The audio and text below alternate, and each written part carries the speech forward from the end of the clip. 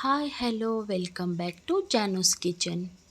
ಬನ್ನಿ ಇವತ್ತು ನಾನು ಮಾಡ್ತಾ ಇರೋ ವೆಜ್ ಪಲಾವ್ ಹೇಗಿದೆ ಅಂತ ಹೇಳಿಬಿಟ್ಟು ನೋಡೋಣ. ಆಗಿರುವ ತರಕಾರಿಗಳು ಒಂದಿಷ್ಟು ಬೀನ್ಸು, 2 ಈರುಳ್ಳಿ, ಮೆಣಸಿನ್ಕಾಯಿ, ಕ್ಯಾರೆಟು, ಟೊಮೊಟೊ ಮತ್ತು ಕ್ಯಾಪ್ಸಿಕಮ್.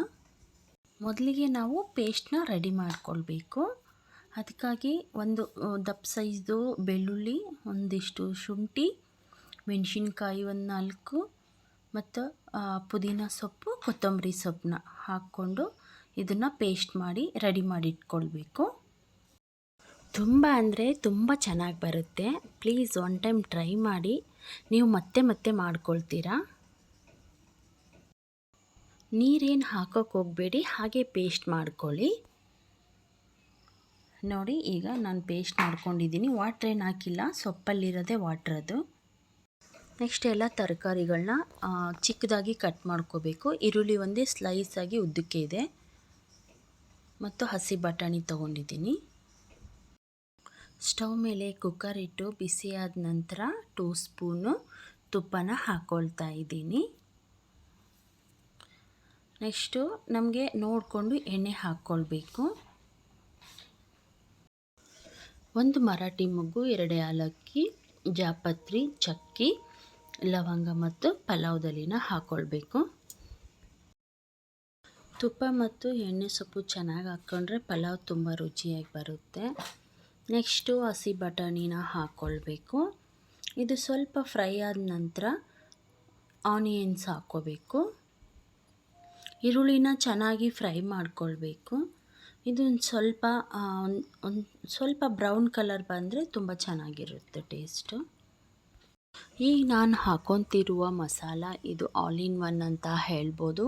ಇದನ್ನು ನಾವು ಈಸಿಯಾಗಿ ಮನೆಯಲ್ಲೇ ರೆಡಿ ಮಾಡ್ಕೊಳ್ಬೋದು. ಇಲ್ಲಿ ನಾನು 1.5 ಸ್ಪೂನಷ್ಟು ಹಾಕ್ಕೊಂಡಿದ್ದೀನಿ. ನೆಕ್ಸ್ಟು 1 ಸ್ಪೂನಷ್ಟು ಜೀರಿಗೆ ಹಾಕ್ಕೋಬೇಕು. 1 ಸ್ಪೂನ್ ಅರಿಶಿನ ಪುಡಿ ಹಾಕ್ಕೋಬೇಕು. ನೆಕ್ಸ್ಟು ಚೆನ್ನಾಗಿ ಕೈ ಆಡಿಸಿ ಚಿಕ್ಕದಾಗಿ ಕಟ್ ಮಾಡ್ಕೊಂಡಿರುವ ಕ್ಯಾರೆಟ್ನ ಹಾಕ್ಕೋಬೇಕು. ಲೈಟಾಗಿ ಸ್ವಲ್ಪ ಬಾಡಿಸ್ಕೊಳ್ಳಿ ಇದನ್ನು. ನೆಕ್ಸ್ಟು ಬೀನ್ಸ್ನ ಹಾಕ್ಕೊಳ್ಬೇಕು. ಕ್ಯಾರೆಟು ಬೀನ್ಸು ಸ್ವಲ್ಪ ಫ್ರೈ ಆದ ನಂತರ ಕ್ಯಾಪ್ಸಿಕಮ್ನ ಹಾಕ್ಕೊಳ್ಬೇಕು. ದಪ್ಪ ಮೆಣಸಿನ್ಕಾಯಿನ ಸ್ಕಿಪ್ ಮಾಡೋಕ್ಕೆ ಹೋಗಬೇಡಿ, ಹಾಕ್ಕೊಳ್ಳಿ, ತುಂಬ ಟೇಸ್ಟ್ ಬರುತ್ತೆ ಪಲಾವು.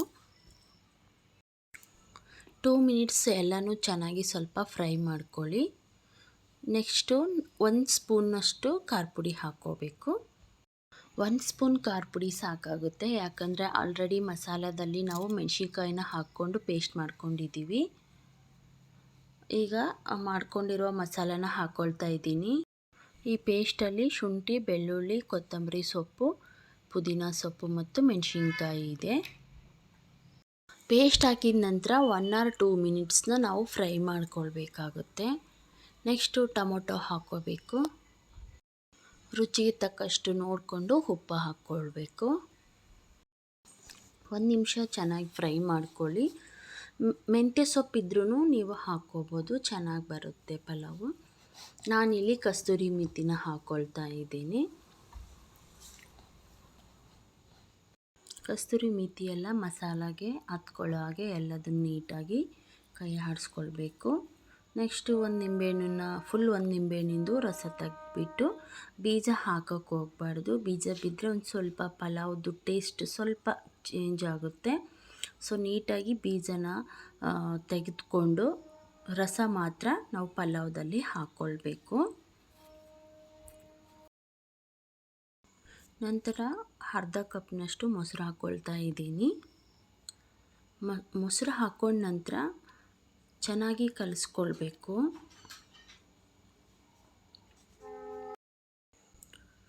ಈಗ ಒಂದು 2 ಮಿನಿಟ್ಸ್ಗೆ ಮುಚ್ಚಳನ ಕ್ಲೋಸ್ ಮಾಡಿ ನೆಕ್ಸ್ಟು ತೆಗಿಬೇಕು. ನೋಡಿ, ಇವಾಗ ಎಲ್ಲ ತುಂಬ ಚೆನ್ನಾಗಿ ಎಲ್ಲದನ್ನು ನೀಟಾಗಿ ಫ್ರೈ ಆಗಿದೆ.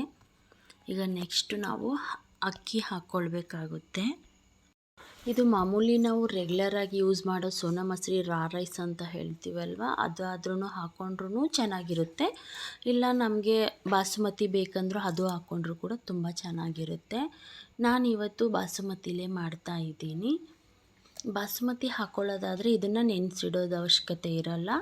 ಇನ್ನೇನು ನಾವು ಮಸಾಲ ಎಲ್ಲ ಮುಗೀತು ಅಂದಾಗೆ ತೊಳ್ಕೊಂಡು ನೀಟಾಗಿ ಹಾಕ್ಕೊಂಡ್ಬಿಟ್ರೆ ಆಯಿತು. ಬಟ್ ನಾವು ರೈಸಲ್ಲಿ ಮಾಡ್ತೀವಿ ಅಂದರೆ ಮೊದಲೇ ಈ ಪಲಾವ್ದೇನು ನಾವು ಸ್ಟಾರ್ಟ್ ಮಾಡ್ತೀವಿ ಆವಾಗಲೇ ಅಕ್ಕಿ ನೀರಿನಲ್ಲಿ ಹಾಕಿ ನೆನೆಸಿಟ್ಕೊಳ್ಬೇಕು. ಅಕ್ಕಿ ಹಾಕ್ಕೊಂಡ ನಂತರ ಮಸಾಲ ನೀಟಾಗಿ ಚೆನ್ನಾಗಿ ಕಲಿಸ್ಕೊಳ್ಬೇಕು.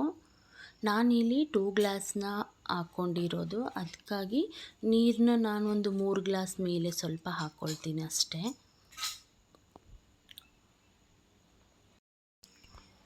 ನೋಡಿ ತುಂಬ ಚೆನ್ನಾಗಿ ಎಲ್ಲ ಮಿಕ್ಸ್ ಆಗಿದೆ. ಸ್ಮೆಲ್ ಕೂಡ ತುಂಬ ಚೆನ್ನಾಗಿ ಬರ್ತಾ ಇದೆ. ನಾನಿಲ್ಲಿ 2 ಗ್ಲಾಸ್ ಅಕ್ಕಿ ತೊಗೊಂಡಿದ್ದೀನಿ, ಅದಕ್ಕೆ 3 ಗ್ಲಾಸ್ ಸ್ವಲ್ಪ ಮೇಲೆ ಹಾಕ್ಕೊಳ್ತಾ ಇದ್ದೀನಿ. ನೀವು ಸ್ವಲ್ಪ ಉದುರಾಗಿರಬೇಕು ಅನ್ನೋರು 3 ಗ್ಲಾಸ್ ಹಾಕ್ಕೊಂಡ್ರೂ ಕೂಡ ನಡೆಯುತ್ತೆ. ಈಗ ನೀಟಾಗಿ ಕಲಿಸ್ಕೊಂಡು ಕುಕ್ಕರ್ದು ಲಿಡ್ ಕ್ಲೋಸ್ ಮಾಡಿ ಒಂದೇ ವಿಜಿಲ್ ಸಾಕಾಗುತ್ತೆ. ಒಂದು ವೇಳೆ ರೈಸ್ ಹಾಕ್ಕೊಂಡ್ರೆ 2 ವಿಜಿಲ್ಸ್ ಹಾಕ್ಕೊಳ್ಳಿ. ನೀವು ಪಲಾವ್ ಜೊತೆಗೆ ಮೊಸರು ಬಜ್ಜಿ ಚಟ್ನಿ ಮಾಡ್ಕೋಬೋದು, ಇಲ್ಲ ನಮಗೇನು ಇಲ್ಲ ಅಂದರೂ ಕೂಡ ಓಕೆ, ಹಾಗೆ ತಿನ್ಬೋದು. ಇದು ಅಷ್ಟು ಚೆನ್ನಾಗಿ ಬರುತ್ತೆ. ಒಂದು ಸಲ ಟ್ರೈ ಮಾಡಿ ನೀವು. ಈಗ ಒಂದು ವಿಜಿಲ್ ಆಯಿತು.